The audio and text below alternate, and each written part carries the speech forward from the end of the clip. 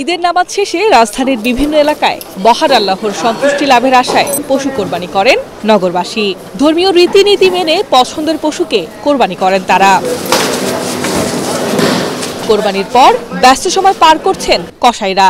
পশুর চামড়া ছাড়িয়ে মাংস প্রস্তুত করছেন তারা। পশু কোরবানির মাধ্যমে সকলের মনের পশুত্ব কোরবানি হোক, এই প্রত্যাশা নগরবাসীর। জানালেন আল্লাহকে সন্তুষ্ট করতেই পশু কোরবানি করছেন তারা।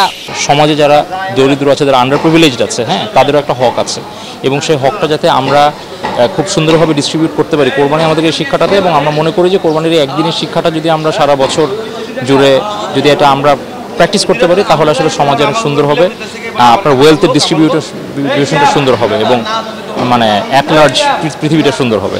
কোরবানি সম্পূর্ণটা আল্লাহর সন্তুষ্টি অর্জনের জন্য কোরবানি দেওয়া হয়, আর যাহাতে আল্লাহ সন্তুষ্টি হন, সন্তুষ্টি করার জন্যই আমরা কোরবানি দিয়ে থাকি।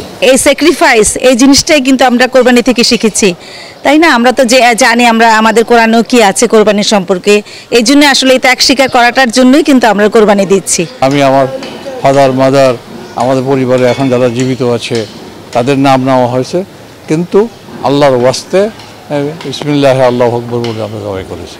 কোরবানিটা হলো আত্মশুদ্ধির জন্য, আত্মশুদ্ধির জন্য ইসলামে কোরবানিটাকে ওয়াজিব করা হয়েছে এবং প্রত্যেক সমর্থবান মুসলিম তাদের জন্য কোরবানির জন্য ওয়াজিব করা হয়েছে। আমরাও কোরবানি দিচ্ছি এই কারণেই।